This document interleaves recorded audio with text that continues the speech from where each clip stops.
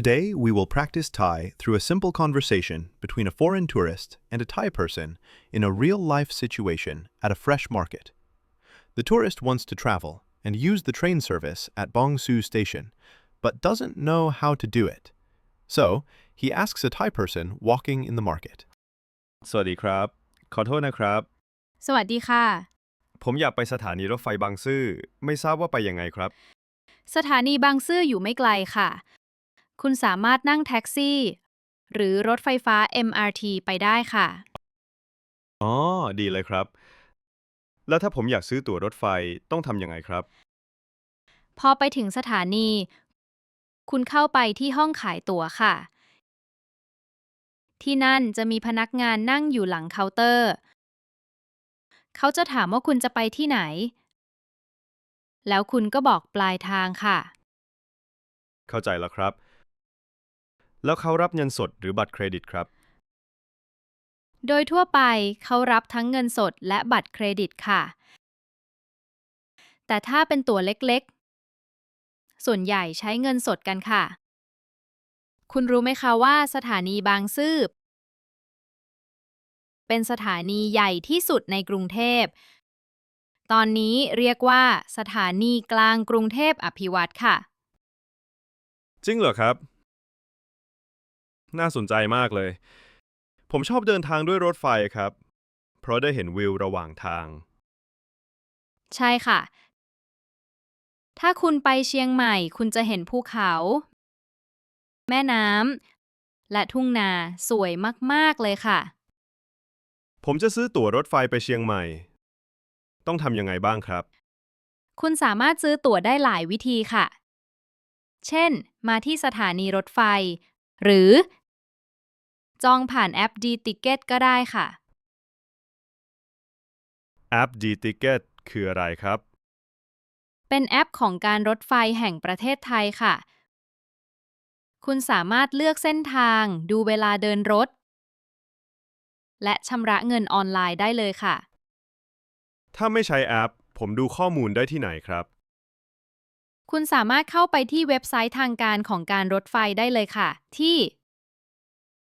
www.railway.co.th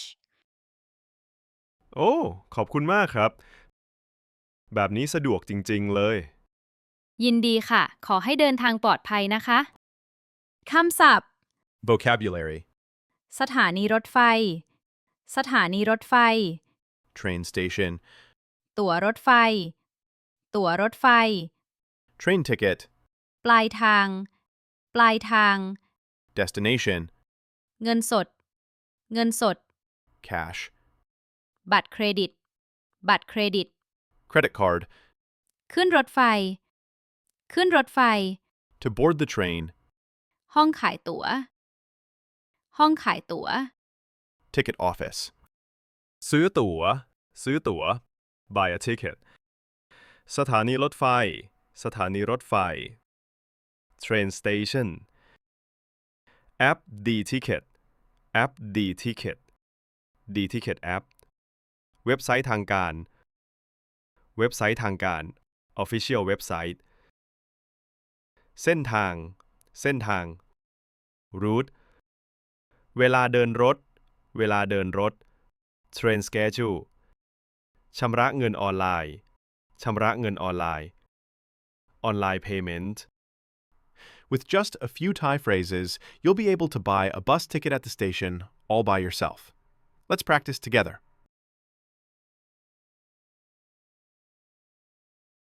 Asking directions and buying tickets. สถานีรถไฟไปทางไหนครับ สถานีรถไฟไปทางไหนครับ Where is the train station? ตั๋วไปเชียงใหม่ราคาเท่าไหร่ครับ ตั๋วไปเชียงใหม่ราคาเท่าไหร่ครับ How much is a ticket to Chiang Mai? รถไฟออกกี่โมงครับ รถไฟออกกี่โมงครับ What time does the train leave? เที่ยวบินไปเชียงรายมีเวลาไหนบ้างครับ เที่ยวบินไปเชียงรายมีเวลาไหนบ้างครับ What flight times are available to Chiang Rai? ผมอยากจองตั๋วเครื่องบินไปกรุงเทพครับ ผมอยากจองตั๋วเครื่องบินไปกรุงเทพครับ I'd like to book a flight to Bangkok รถทัวร์ไปเชียงใหม่ขึ้นที่ไหนครับ รถทัวร์ไปเชียงใหม่ขึ้นที่ไหนครับ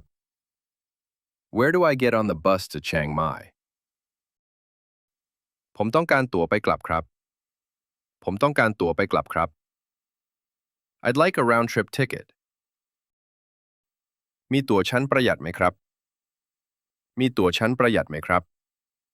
Do you have economy class tickets ใช้เวลานานเท่าไหร่กว่าจะถึงครับ